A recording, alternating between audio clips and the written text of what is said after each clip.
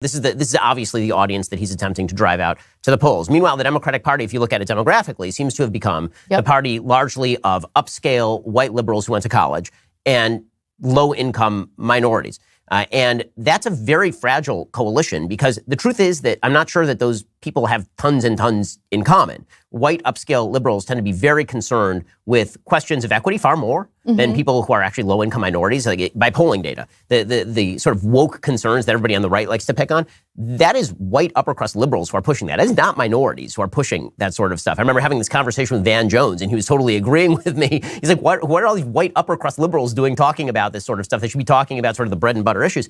And so you have the white upper-crust liberals pushing that, plus a solid dose of kind of very social leftist policy ranging from abortion to transgenderism to same-sex marriage and those sorts of policies that are not the chief concern of low-income minorities. And it seems like the way that they're getting low-income minorities to sort of resonate to the message is with the threat assessment of the Republican Party. The Republican Party is racist, they don't like you, they hate you, Donald Trump's evil, and all the rest of that. It seems like they dodged the bullet in 2022, but that's a very fragile coalition. Well, I see this as a problem, honestly, on both sides, campaigning on both sides. I think that increasingly you have both parties completely captured by campaign donations from wealthy donors, corporate donations. I think that's been a problem.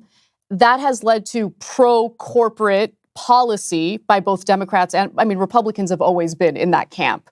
But now Democrats have been so captured with that money. And then the other thing is, Ben, it's a huge problem that we have members of Congress invested in individual stocks that they are legislating about or legislating on. Because, first of all, there's an insider trading issue there, number one, conflict of interest. And also, they're going to want their stock portfolios to perform well. So are they going to pass the right legislation to protect the consumer, to protect the worker, to protect the average American when they are literally invested in ensuring that those companies do real well because they profit off of that as well? So that is a huge problem. And so what you have now is both sides, in my opinion, campaigning on a bunch of BS. Okay, not actually focusing on what would improve this country for Americans, what would improve this country for the voters. It's just nonstop distractions. I mean, look, this is what we're seeing right now with the investigations in the House, right? The first thing Republicans said was, we're going to do investigations into Hunter Biden. We're going to investigate this. Fine, do the investigations. I don't really care, right? I'm not some loyalist to the Bidens at all by any means. But the culture war stuff, the investigations, it's really important for Americans to understand none of this stuff at the end of the day is going to improve your life.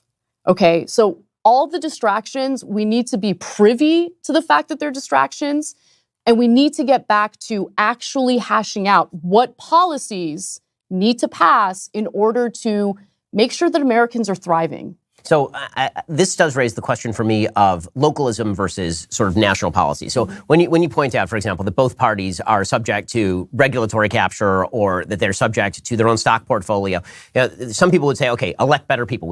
If we just elect people of this party, it'll fix it. If we elect this guy, he's going to fix it. And then there's the sort of Thomas Sowell position, which is it's not a problem of people, it's a problem of incentive structures. Yes, the incentive structures in Congress are just broken. Yep. And when you have this number of people, 435 people in Congress, who are controlling this amount of money and this amount of regulatory power, that will corrupt, right? I mean, you put that much power at the hands of a very small cadre of people, whether you're talking about in the executive branch, in the regulatory state, whether you're talking about people in the legislative branch, it's innately going to tempt them to enrich themselves and self-serve and self-heal. I mean, this is something that the founders actually were very much focused on, which was the idea the federal government was going to have very little power. And so this does raise the question of how much power you think the federal government ought to have. Because if we're talking about, kind of the solutions that get implemented, I'm a big fan of the idea that California ought to be California and Florida ought to be Florida, and basically that may be the only way that California and Florida can share a nation is if they are allowed to do what they want in their own particular purviews. But we, because of nationalized social media, and because of the amount of power that's in the federal government, we focus in on the federal government. That means that we care deeply about what happens on the federal level every single day. If you went back 200 years, no one cared who the president was because the president didn't have that much power. So what do you think of the idea of sort of delegating power back down to the states instead of centralizing back up into a central government that does have the capacity to be used by both sides for corrupt purposes, for example? It depends. I mean, I think that, it's funny because I've always been super focused on national politics, but over the last several years, I've been a lot more honestly fascinated with what's happening in California. I think for obvious reasons, local politics is fascinating to me. And in terms of what impacts my day-to-day life, I've realized that these local decisions have more of an impact than what's happening on a federal level. There's a lot of gridlock and a lot of nonsense happening on a federal level. So I think that's part of the reason why it's not coming down to impact our lives on a daily basis. I think the federal government should be tasked with important regulations to protect the consumer, because greed is a thing, okay? The fiduciary responsibility to shareholders is real. And so how do you balance that with the need to protect workers and consumers? I think you need a federal government and a regulatory body to focus on that. When it comes to civil rights, you need that protection on a federal level. You can't just leave it to the states. You don't want one state to say, we're not into interracial marriage. We're going to ban that. Or we don't want to, have equal rights based on, or equal rights for everyone. Some races we like more than others. You need a federal government to protect civil rights.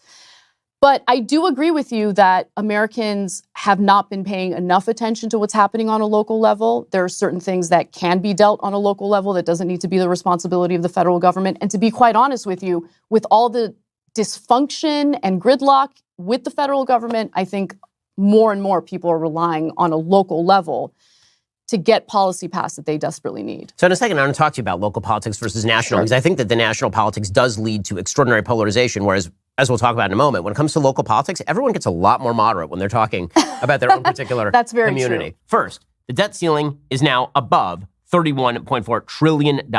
Inflation is still well above 7%. People are getting fired at major companies all across America. Well, let's say you wanted to hedge your bets against the future of our economy.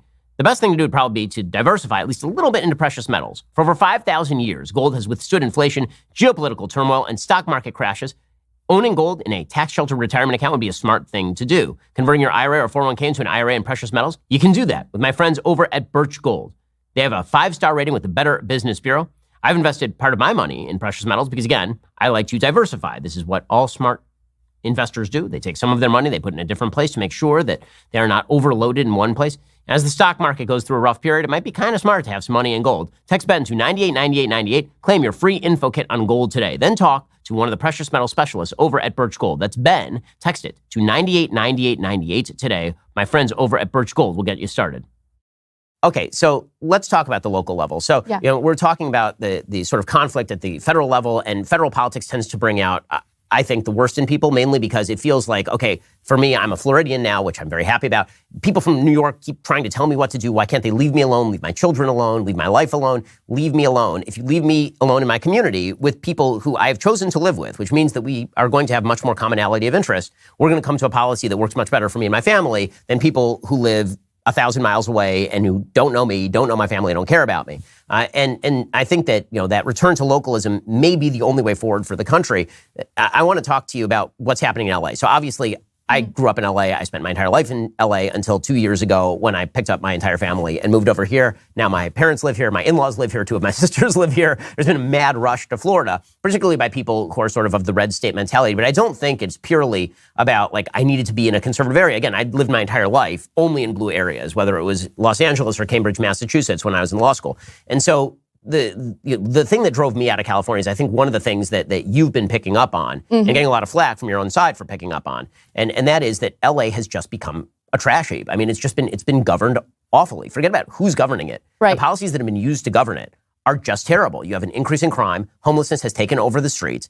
And when I was living there, I've pretty famously talked about this. And it was the kind of place where I had a very nice house in a pretty decent neighborhood, and we had a gate in the front. And we would open the gate, and there would be a homeless person face down in the gutter, Edgar Allan Poe style, or there would be a guy outside the house shooting heroin into his foot. And I've got a 5-year-old. And this sort of stuff has become incredibly common in LA. You noticed it, and you've been getting all sorts of flack for it.